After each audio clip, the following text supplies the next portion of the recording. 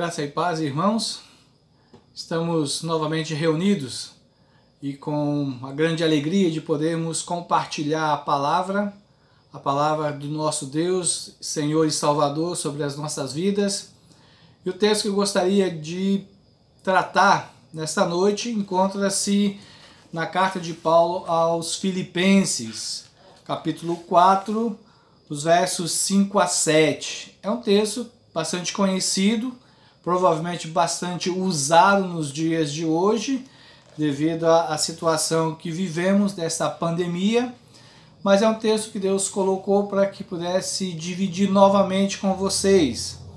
E diz assim a palavra: alegrai-vos sempre no Senhor. Outra vez vos digo, alegrai-vos, seja a vossa moderação conhecida de todos os homens, perto está o Senhor. Não andeis ansiosos de coisa alguma, em tudo, porém, sejam conhecidas diante de Deus as vossas petições, pela oração e pela súplica com ações de graças. E a paz de Deus, que excede todo o entendimento, guardará o vosso coração e a vossa mente em Cristo Jesus. Então esse texto de Filipenses capítulo 4, os versos que nós lemos aí do 4 até o 7, é um texto que está envolvendo toda uma situação da igreja lá em Filipos. E claro, a preocupação de Paulo é que a igreja no seu todo possa ser regida pela paz. Então essa é a realidade que ele quer, porque a vida da igreja deve ser regida pela paz. Nós somos exortados a termos uma disposição piedosa, governados por um espírito contente e manso nos relacionamentos interpessoais, que é realmente o desejo de Paulo, que envolve aí os versos que começam lá no verso 2. Então, de 4, 2 a 9, é basicamente essa a preocupação de Paulo ao ter escrito. E dentro desse bloco que nós lemos aqui, dos versos 4 até o verso 7, na verdade, vemos Paulo fazendo 3 apelos para que a igreja em Filipos, podemos dizer para nós, a igreja nos dias de hoje do século 21, para que nós tenhamos também e possamos manter também a estabilidade, que é a ideia do apóstolo Paulo dentro desse parágrafo. Mas nós vamos realmente só focalizar no segundo apelo, que é uma chamada à vida e uma vida de paz. Então, queremos realmente concentrar nessas 3 atitudes que nós observamos dentro desse texto que o apóstolo Paulo nos traz. Então, se você tem a sua Bíblia, pode ir acompanhando. Aí nós vamos então agora ter uma palavra de oração para colocarmos todo esse nosso tempo e essa palavra diante do nosso Deus. Senhor, Tu és soberano sobre todas as coisas, nós o adoramos como Senhor das nossas vidas. Nós nos colocamos agora diante do Senhor porque abrimos a Tua palavra e queremos ouvir a Tua voz. Queremos que o Teu Espírito ministre ao coração de cada um de nós, que sejamos exortados, admoestados, sejamos edificados. Também oramos por aqueles que não conhecem o Senhor, que ouvirão essa palavra, que o Senhor possa usá-la para levá-los à compreensão da verdadeira salvação no Senhor Jesus Cristo. Abençoa, Deus, esse tempo, abençoa essa palavra no coração de todos nós. Oramos no nome de Cristo Jesus. Amém. Então, o verso 4 nos vai dar a primeira atitude dentro desse apelo que Paulo fala, que é de sermos alegres no Senhor. Por isso ele realmente começa, é uma carta, podemos dizer, tão pessoal, muito particular de Paulo, com aspectos muito pessoais da vida de Paulo. E podemos dizer até que uma das temáticas dessa carta, na verdade, é esse sentido da alegria. Então, a alegria, na verdade, é para ser um estilo de vida. E nesse sentido, sempre vamos fazer um balanço entre o que é alegria e o que é felicidade. As duas coisas precisam ser entendidas como diferentes, embora certos momentos, certas situações parecem que elas são iguais, mas não são. A felicidade normalmente depende de circunstâncias, elas são momentâneas.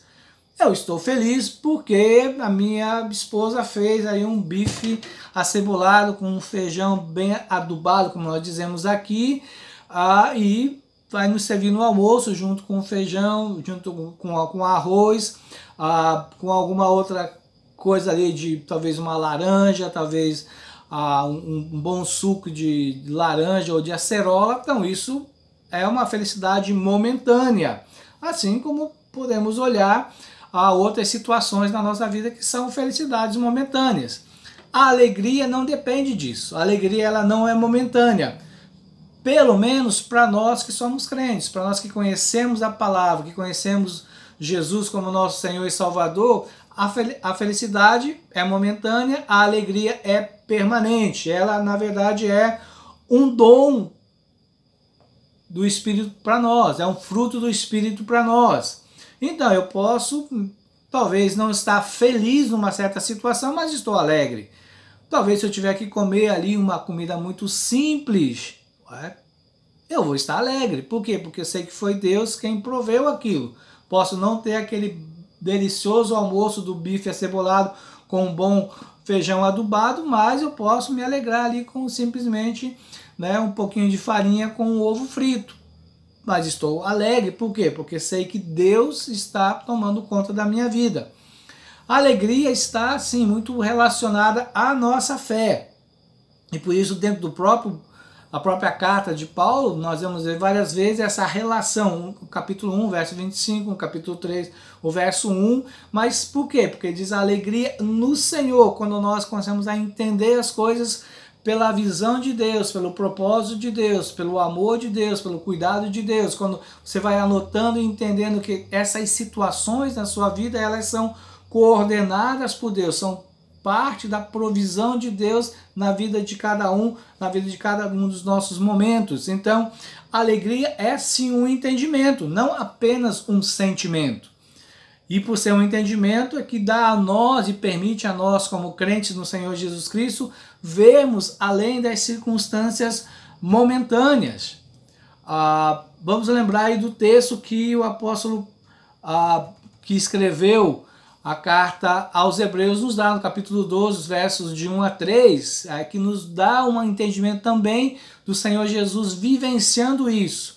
E diz ele: portanto, também nós, uma vez que estamos rodeados por tão grande nuvem de testemunhas, livremo-nos de tudo o que nos atrapalha, ou seja, de todo o peso e do pecado que nos envolve. Corramos com perseverança a corrida que nos é proposta, tendo os olhos fitos em Jesus, o autor e consumador da nossa fé.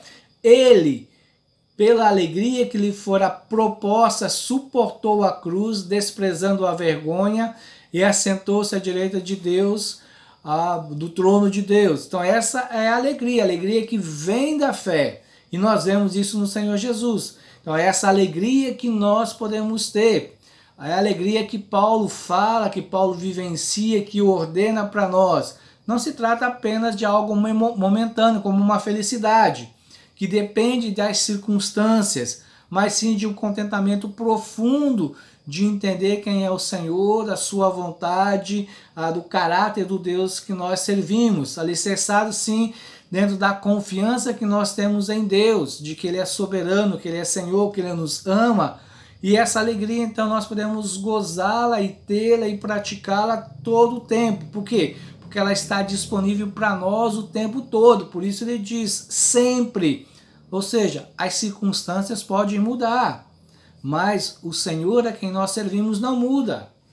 Todos nós vivemos um momento muito diferente na história não só da vida de cada família, de cada pessoa, mas do mundo atual em que nós estamos vivendo. Há uma circunstância difícil, mas vamos lembrar, nós servimos a um Senhor, nós podemos estar confinados, isolados, sem podermos ter as nossas reuniões como igreja, os nossos departamentos, sem podermos fazer as nossas visitas, sem podermos frequentar certos lugares que costumávamos fazer, mas devemos estar fazendo isso alegres. Nem sempre vai ser feliz.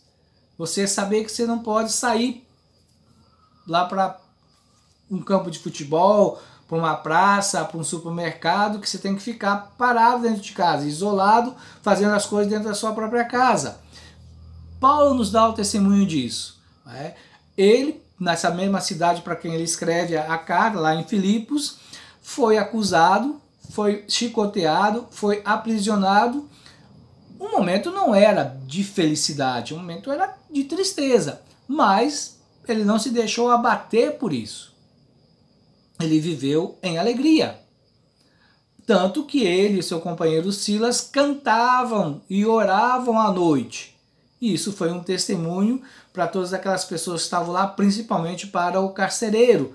Então, Paulo não está contente com as suas correntes, com as dores no seu corpo, mas ele está alegre. Por quê? Porque ele sabe que aquele momento é plano de Deus, é vontade de Deus, mesmo que as circunstâncias que ele esteja vivendo sejam difíceis, sejam doloridas, sejam duras. Assim, então, nós aprendemos, podemos viver situações, circunstâncias difíceis, problemáticas, de grande sofrimento, mas podemos estar alegres, porque nós sabemos o Deus em quem nós confiamos, sabemos que Ele nos ama, sabemos que Ele tem um plano para a nossa vida, que Ele está conosco e que Ele está trabalhando e nos transformando em alguém que deve ser segundo o caráter do Senhor Jesus Cristo.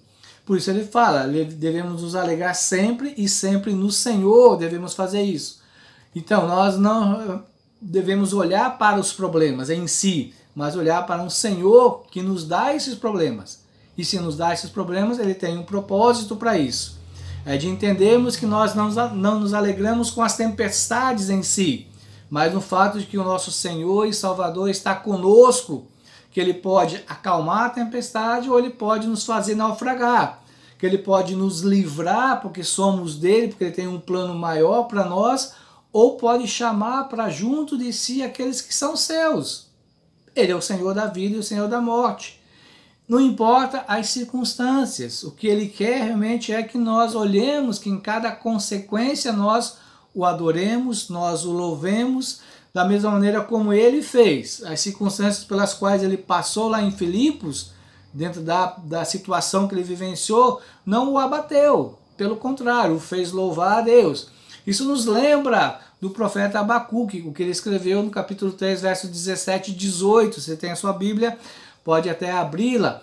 E o profeta nos diz assim: mesmo não florescendo a figueira, não havendo uvas nas videiras, mesmo falhando as safras de azeitonas, não havendo produção de alimento nas lavouras, nem ovelhas no curral, nem bois nos estábulos, ainda assim eu exultarei no Senhor e me alegrarei no Deus da minha salvação.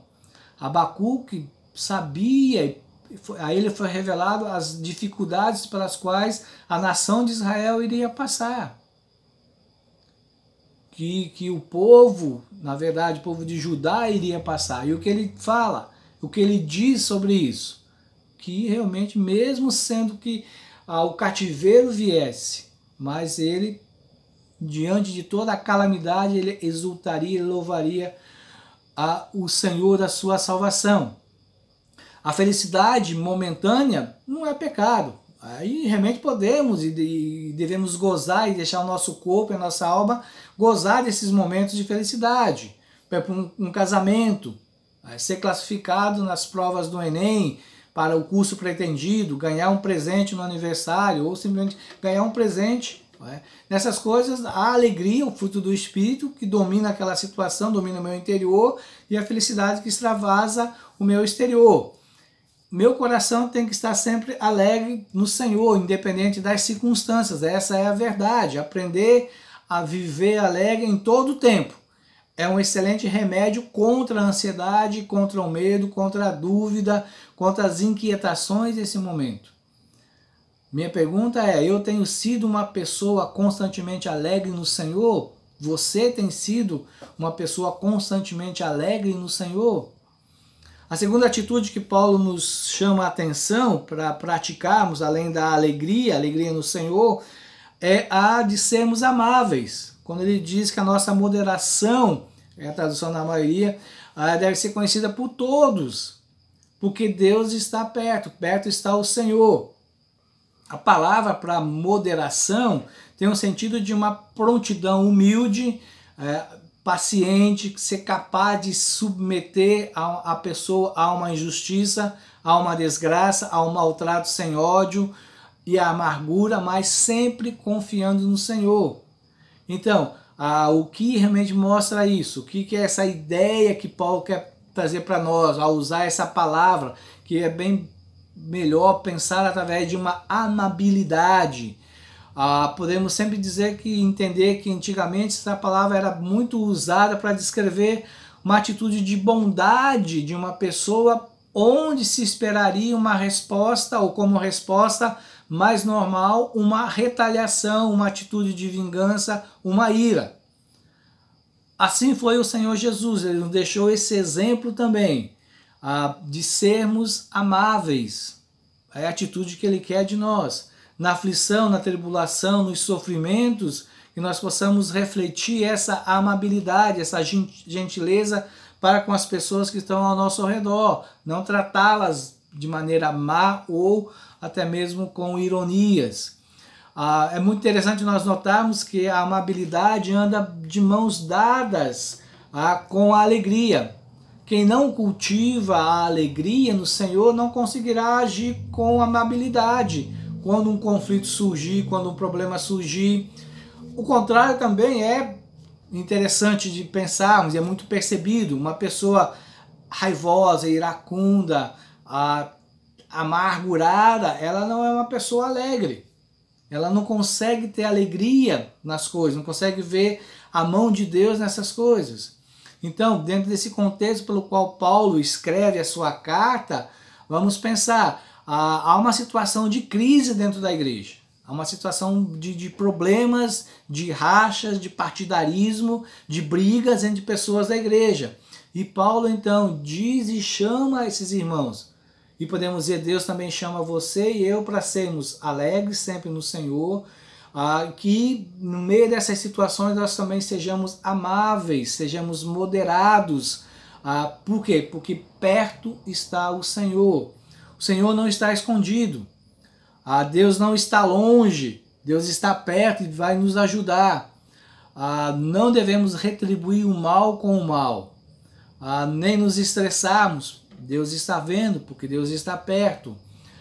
Deus vai agir na hora certa, da maneira certa, segundo a medida certa. Por quê? Porque Deus não está alheio à sua vida, nem à minha vida, como estava alheio à vida daquelas pessoas lá em Filipos. Que maravilhoso é você e eu percebemos que no meio da tempestade, no meio de uma aflição, de uma tribulação, de um problema, saber o meu Deus está ao meu lado, o meu Salvador está comigo. No meio da noite eu posso me ajoelhar ou me colocar em oração, mesmo na cama, e clamar, sabendo que o Senhor me ouve, o Senhor me escuta, e que Ele realmente está próximo de mim. Então, dessa maneira, nós vemos essas duas atitudes muito importantes na nossa vida. Sermos sempre alegres, sermos amáveis com todas as pessoas. Por quê? De certa maneira, nós já começamos a ver o porquê, no sentido maior, Paulo coloca isso, que é a terceira atitude, está nos versos 6, de não sermos ansiosos. Por isso ele diz, não andem ansiosos em coisa alguma. Ele não diz para nós não sermos ansiosos aqui ou acolá, ou seja, por coisa alguma. Então, ao prestarmos atenção dentro dessa colocação, nós estamos chamados também a pensarmos na graça de Deus e na seriedade que esse mandamento tem. De um lado é o que Deus é, quem é Deus, a sua graça, mas a seriedade, porque ele diz, não andeis ansiosos por coisa alguma. Deus é um Deus misericordioso, um Deus amoroso, e é o Senhor que nos ordena a que nós não andemos ansiosos. Se você prestou bem atenção, ele está dizendo para você, não ande ansioso por coisa alguma. Não deixe o seu coração se preocupar com coisa alguma. É bem possível que talvez você esteja remoendo no seu coração algumas coisas. Talvez você possa até estar dizendo assim, pastor, você não sabe muito da minha vida. Eu acho que Deus se esqueceu de mim. O que eu estou vivendo, a situação que eu vivo, acho que Deus não me ama. Mas veja, esse mandamento tem toda a sua seriedade quando ele diz para nós não ficarmos ansiosos. Por quê? Porque se nós estivermos ansiosos, se você andar ansioso, você está pecando. E essa preocupação realmente e vai se tornando pecado. Se lembramos, a igreja de Filipos estava preocupada com perseguições, a saúde de um dos seus líderes, Epafrodito, as mulheres que estavam em brigas, Paulo preso lá em Roma. Mas se alguém tinha algum motivo para andar ansioso, essa pessoa seria Paulo. Ele estava preso. E nesse sentido, o que acontecia? Ele estava vendo o circo pegar fogo, não só em Filipos, mas talvez em outros lugares, pelos falsos profetas, os falsos ensinos, e ele não podia fazer nada. Se lembramos lá do comecinho, no capítulo 1, versos 20 até o verso 23, Paulo estava num momento crítico, e ele mesmo diz que Cristo será engrandecido quer pela minha vida, quer pela minha morte. E ele diz mais, morrer para mim é lucro, estar com Cristo é incomparavelmente melhor. Paulo sabia que a sua vida poderia terminar ali naqueles dias, embora não terminou. Mas a nossa situação sempre é essa, se alguma coisa mais difícil com a nossa saúde acontecer, vamos nos lembrar disso, morrer é lucro. É incomparavelmente melhor estar com Cristo. Então nós, crentes, temos essa esperança. Então, o nosso dia está nas mãos do Senhor, nós lembramos das verdades lá do Salmo 139, os nossos dias estão contados e determinados pelo Senhor. Não vamos acrescentar um minuto à nossa vida, e não vamos tirar um minuto da nossa vida. Então devemos notar que a sociedade, ao voltarmos ao tema da ansiedade, ela trabalha e define a ansiedade meramente como uma doença, que necessita de um tratamento médico.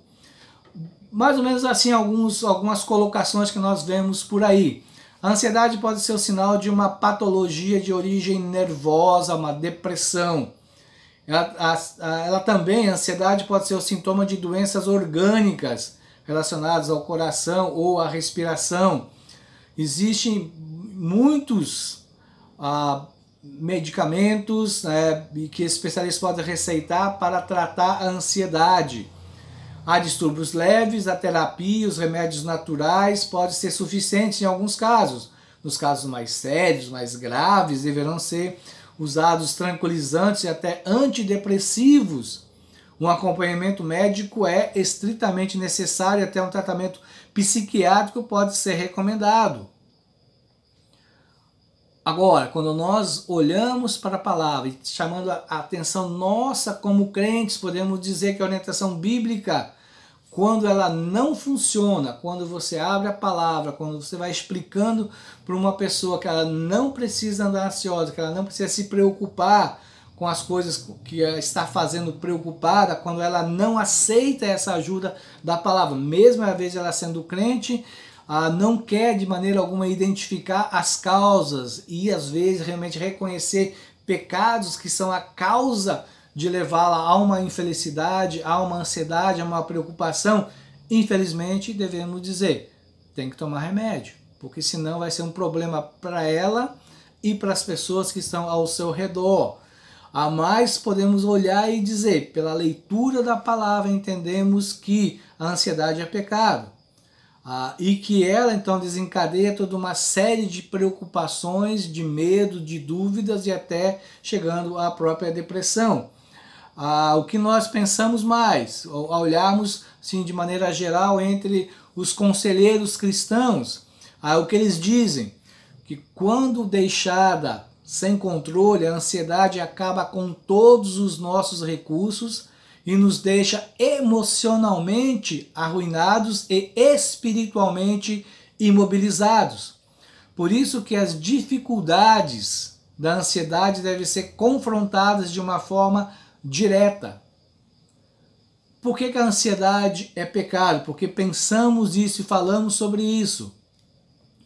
Porque a ideia básica da palavra que Paulo usa para não andarmos ansiosos é, na verdade, a ideia de ser rasgado no meio, de ser dividido, onde as forças vão lhe puxando.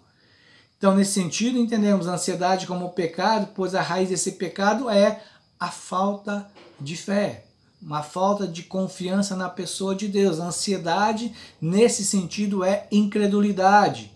E a dificuldade da ansiedade ameaça estrangular-nos, tirar-nos a vida, deixando-nos asfixiados pelo medo, enquanto tentamos respirar e, de alguma maneira, tentar achar uma esperança. Se há uma ordem, não andar ansioso, então Deus diz que é possível dominar a ansiedade e não sermos dominados pela ansiedade. Se estamos ansiosos, estamos desobedecendo a Deus. Se Deus é nosso Pai e Ele sabe das nossas necessidades, sabe o que se passa conosco, podemos confiar nas coisas que estão acontecendo conosco agora. Ou naquilo que você já vislumbra que vai acontecer no futuro. Claro que quando nós falamos isso, não estamos nos referindo simplesmente a pequenas ansiedades, a ansiedades momentâneas, como uma torneira que está pingando, um pneu que fura, não sei onde coloquei o cartão de crédito, não sei onde está uma chave que eu preciso. Mas estamos falando de coisas que acabam sendo monstros na mente de cada um de nós. E esses monstros vão causando úlceras, gastrites, vão corroendo a mente de um lado, de outro. Esses monstros vão com você à noite e lhe tiram o sono, roubam o seu sono, fazem com que a cama não seja confortável. Vão trazendo preocupações e elas vão ser implacáveis porque elas vão tirar a alegria. A alegria, de repente, de saber que amanhã é meu aniversário, ou de que esse final de semana temos programado uma saída com a família, ou vai ter um feriado e nós, a igreja, vamos fazer um piquenique, mas a ansiedade faz com que essas alegrias não sejam suficientes para lhe dar uma boa noite de sono. Coisa alguma assim causa a você ansiedade? Algo assim faz com que você não durma e nem tenha alegria? Você está vivendo com algum monstro dentro da sua mente? Vamos pensar um pouquinho mais sobre essa questão da ansiedade. E podemos olhar e dizer que realmente a ideia é de que é um desconforto doloroso da mente e que vai se alimentando de medos que estão mais próximos de você. Há uma forma, às vezes, branda que agita a pessoa e algumas que são muito sérias, que chega ao pânico, de medo de todas as coisas. Essa pessoa que vive na ansiedade, ela perde a esperança em vez de buscar e encontrar respostas. Ainda pode ser prejudicada espiritualmente, fisicamente.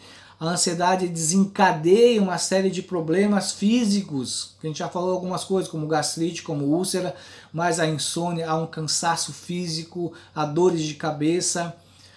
Spurgeon, certa vez, disse assim, a ansiedade não esvazia o sofrimento de amanhã. Pelo contrário, só esvazia o poder de hoje.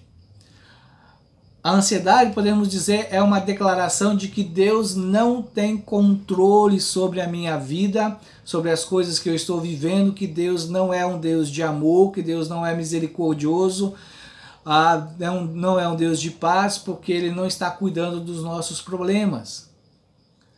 Há outros textos que estão relacionados, e Mateus 6, 25 a 34, é uma palavra do Senhor Jesus sobre a questão da ansiedade. Mas eu quero trazer aqui uma palavra devocional de Eugene Peterson, que traduziu essas ideias do Senhor Jesus de uma maneira muito particular e bela. Depois eu vou mandar nos nossos grupos essa palavra, né, do pastor Peterson. Ele diz assim: se você decidir aceitar a Deus, viver uma vida de adoração, não precisa se preocupar com o que vai ter de almoço, ou se as suas roupas estão em seu armário continuam na moda. Há mais coisas na vida do que a comida em seu estômago, mais do que a aparência externa, do que as suas roupas em seu corpo. Olhe para os pássaros. Livres e soltos, não estão agarrados a nenhum emprego, estão aos cuidados de Deus. E você vale muito mais para Deus do que os pássaros. Alguém, por acaso, já ficou inquieto na frente de um espelho? Conseguiu aumentar sequer 1 centímetro da sua altura? Todo aquele tempo e dinheiro desperdiçados em moda, você acha que isso faz alguma diferença? Em vez de ir olhar a moda, saia aos campos e observe as flores. Elas nunca vão às compras ou se enfeitam, mas você já viu cores e desenhos mais bonitos? Os 10 homens e mulheres mais bem vestidos do nosso país parecem desarrumados perto delas. Se Deus dá tanta importância à aparência das flores do campo, a maioria das quais nunca é vista, você não acha que Deus vai cuidar de você? Se orgulhar de você, fazer o melhor por você? O que eu estou tentando fazer é que você relaxe, que não se preocupe tanto com o obter, para que possa responder à provisão de Deus. As pessoas que não conhecem a Deus e a sua forma de agir preocupam-se com essas coisas, mas você conhece Deus e a sua forma de agir. Mergulhe a sua vida na realidade de Deus, na iniciativa dele e nas suas provisões. Não se preocupe em perder a oportunidade. Você verá que todas as suas preocupações eram cuidadas. Dê a sua total atenção ao Deus que está fazendo agora e não se exaspere com o que pode ou não acontecer amanhã. Deus o ajudará a lidar com todas as dificuldades que apareçam em seu caminho quando o tempo for certo. Em linhas gerais, podemos resumir a ansiedade como orientar-se pela visão humana e não pela palavra de Deus. Quanto às coisas do amanhã e do futuro, é abrigar medos e dúvidas que fazem com que nossa mente concentre-se em coisas menores e não deixemos de lado o que é real e essencial. A ansiedade tira a alegria e gera sentimentos negativos, tristeza, amargura. Um conselho para você: se você costuma ficar ansioso, ou se tem alguém na sua família, ou alguém que você conhece muito próximo, compre um livro que trate de ansiedade. Há muitos bons livros evangélicos sobre esse assunto. No livro Aconselhamento Cristão, o Gary Collins tem um capítulo que fala sobre a ansiedade, muito prático, muito bom. Você também pode ler a esse respeito. Por falar em ansiedade, Paulo então vai realmente nos dizer qual é o remédio para essa doença emocional. Mas existe uma solução para esses pecados. Verso 7, por quê? Verso 6 ele diz: não devemos andar ansiosos de coisa alguma, em tudo, porém, sejam conhecidas diante de Deus as vossas petições, pela oração, pela súplica, com ações de graça. Por quê? Porque a oração realmente é a demonstração de confiança em Deus. A oração é o oposto da ansiedade. A oração é a demonstração de fé. Então ele diz realmente que as nossas petições, a nossa oração, que o que ele quer dizer para nós? Que a oração aqui engloba todos esses aspectos da oração, principalmente aquilo que Jesus ensina lá em Mateus capítulo 6, que envolve adoração, confissão de pecados e pedidos e intercessões. Oração é comunhão com Deus. É através da oração que nós aperfeiçoamos o nosso relacionamento com Deus, onde nós abrimos o nosso coração para com Deus, onde colocamos diante dele aquilo que nos atormenta, que nos inquieta. Aí queremos realmente então trazer e pedir para ele tirar isso de nós e nos dar a esperança e nos dar a confiança. Súplica que ele coloca é parte da oração. Enquanto o termo oração é um pouco mais abrangente, genérica, a ideia da súplica é uma coisa muito pessoal. Não existe nenhum problema em nós levarmos os nossos pedidos a Deus, e nós suplicarmos a Deus para que Ele intervenha em uma determinada questão. Isso é importante. O que Ele quer nos ensinar é realmente aprendermos a suplicar. E Paulo, nesse sentido, não encerra a questão das petições de oração com a súplica, mas ele diz, e com ações de graça. A ideia realmente é que se você só pede ou só suplica, você vai fazer de Deus um mero Papai Noel. Quando nós pedimos, suplicamos, louvando, agradecendo, usando as ações de graça, então nesse tempo de agradecimento nós vamos realmente pensar muito mais na pessoa de Deus, nas muitas bênçãos de Deus, no caráter de Deus, na pessoa de Deus, louvá-lo pelo que Ele é. Então, nesse sentido, as ações graciosas vão fazer que a nossa vida realmente seja festiva e sairmos realmente daquela festa depressiva da ansiedade, ou daquele momento em que a felicidade é interrompida por um problema, mas nós podemos estar vivendo a alegria, podemos louvar a Deus naquela situação, talvez de uma morte, talvez de uma notícia má, talvez de um desemprego, talvez, né, de um fato que deu errado. Podemos deixar a felicidade, mas nos apegarmos à alegria, ser realmente moderados, mas estarmos também louvando a Deus. A ideia é realmente de agradecermos. Então o agradecimento realmente nos faz ver as coisas de maneira positiva e a maneira misericordiosa como Deus trata. Pensamos realmente como F.F. Bruce, que comenta esse versículo, ele diz: a grata memória das bênçãos passadas nos protege das ansiedades futuras. E isso é muito bom. Devemos apresentar os nossos pedidos primeiro a Deus. Talvez lembrarmos aí um pouquinho daquilo que era a filosofia de vida do George Miller, séculos atrás. Orar, clamar, pedir a Deus primeiro. E depois compartilharmos se há necessidade.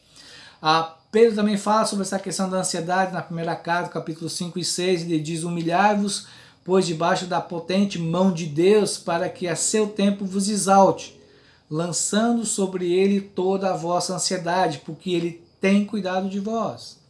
Talvez alguns daqui vão lembrar da música do grupo Logos, lançando sobre ele toda a nossa ansiedade, uma excelente música, muito boa, muito bíblica, que realmente nos chama realmente a aprendermos a lançar sobre Deus a nossa ansiedade. Devemos orar com súplicas e agradecimentos, pois perto está o Senhor daqueles que se humilham, daqueles que diante dele estão humildes, que às vezes reconhecem a sua impotência, a sua incapacidade. Você tem apresentado seus pedidos de que maneira diante de Deus? Como estão as suas súplicas? Há ações de graça? Você realmente tem sido agradecido a Deus pelas coisas difíceis da sua vida? O verso 7 nos dá a consequência, uma consequência belíssima da oração na vida nossa, daqueles que estão aprendendo a viver alegre sempre, sendo amáveis a todo momento, em toda circunstância, a não andarem ansiosos e serem pessoas de oração. O que vai acontecer? Há uma consequência nessa orientação que Paulo nos dá, dessas três atitudes. E a paz de Deus, que excede todo o entendimento, guardará o coração e a mente de vocês em Cristo Jesus. Uma vez que você deixou de se estressar, em que você não é mais dominado pela ansiedade, que a preocupação você coloca nas mãos de Deus e entende que Deus tem o controle sobre sua vida, sobre o seu futuro, sobre o que está acontecendo, e você pela fé apresenta a Deus, louvando, agradecendo por passar por aquela situação, por aquele momento, então entende realmente que haverá uma paz que vai guardar o seu ser. Essa é a paz de Deus, não é uma questão meramente de um estado psicológico, mas é um entendimento primeiro de que eu estou em paz com Deus, meus pecados foram perdoados. Então aqui entendemos o início de tudo isso. Não há condenação para nós, porque nós temos paz com Deus. Porque nós somos reconciliados, não somos mais inimigos. Deus é um Deus de paz. Deus não é um Deus do caos. Deus não vive no caos, não produz o caos. Deus não está preocupado com, num certo sentido, só a situação mundial, mas Ele está preocupado também com a vida pessoal de cada um de nós. Ele controla todo mundo, toda a situação mundial está debaixo do controle dele. Mas Deus é um Deus de paz. E Ele nos dá a paz no Senhor Jesus Cristo. E essa é a paz de Deus. E entendemos que nós estamos debaixo da mão poderosa de um Deus de paz. Ele diz, essa paz realmente ela vai exceder todo o entendimento. Quem de nós realmente é capaz de entender que em momentos difíceis podemos estar gozando da paz? Que ao velarmos o corpo de uma pessoa da nossa família ou de um grande amigo, nós podemos estar ali alegres porque Deus fez a sua vontade. De estarmos tranquilos porque sabemos que o pão de amanhã Deus nos dará, as necessidades do futuro Deus dará. Ele vai cuidar de nós. E por isso ele diz, guardará, e atente muito bem que essa frase está afirmada, nos guardará em Cristo Jesus. É a grande maravilha de nós entendermos. Das mãos do nosso Senhor ninguém vai nos arrebatar. Ele é poderoso para nos guardar. Nada, não existe força alguma no nosso mundo, no universo, que consiga quebrar as mãos do nosso Deus, romper as mãos do nosso Deus, de nos abrigar, de nos proteger. Se você não é crente, você não pode usufruir dessa paz, você não pode sentir essa paz, porque ela só é possível quando nós entendemos quem Deus é e a vontade de Deus. Se você é crente, mas talvez não esteja confiando nesse momento na soberania, no poder, na glória do nosso Deus, você não está se beneficiando dessa paz. As suas noites são intranquilas. As preocupações continuam sendo monstruosas na sua mente, incomoda o tempo todo. Mas então você que é crente precisa entender, estou pecando. Deus me dá a capacidade pela palavra, pelo Espírito que habita em mim, de eu poder dominar essa ansiedade, de não viver preocupado. Então entendemos a importância da palavra guardar para nós, junto com a paz.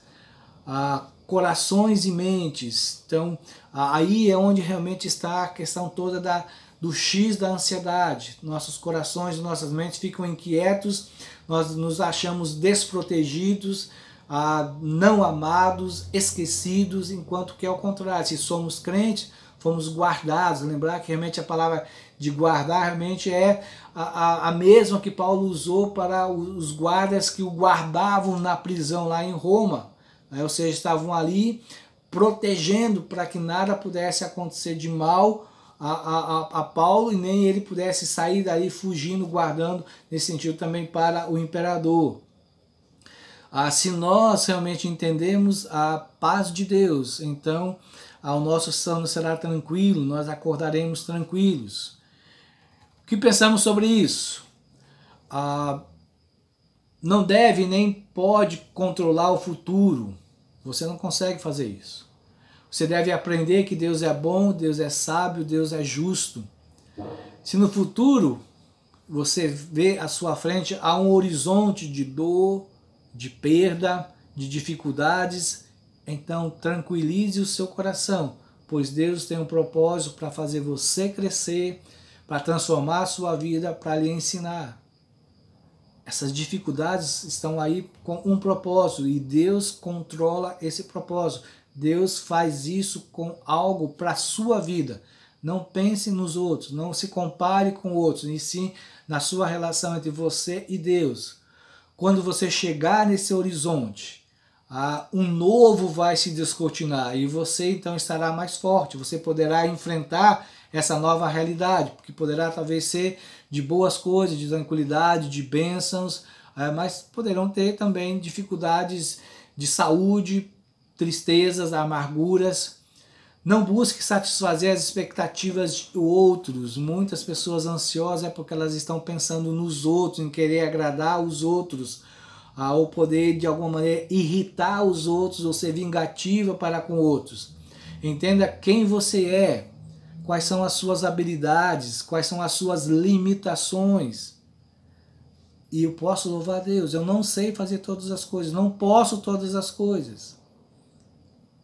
Numa orquestra existem vários instrumentos. Ninguém consegue tocar todos ao mesmo tempo. Alguns conseguem tocar 3, 4 instrumentos, mas um vai se sobressair. Somos limitados. Deus nos fez assim, para que Ele seja tudo em nós. Não encha demais a panela, porque ela pode explodir. Ou seja, não vá acumulando coisas, porque um dia ela pode explodir. Louve a Deus pelo que Ele deu a você. Louve a Deus pelo seu momento, louve pela sua história, pelos problemas que você está enfrentando. Louve a Deus pelo talento que Ele lhe deu, pelos bens que Ele lhe confiou, pelas oportunidades, pelo tempo que você tem, pela família que você tem. Não deixe Deus de lado. Deus está perto de todos nós o tempo todo. Estou convosco todos os dias até a consumação do século. Mas nós podemos colocar Deus de lado. Não faça isso. Se você realmente não está vivendo próximo de Deus, arrependa-se agora. Se volte a Ele em oração, busque-o para estar mais perto de você.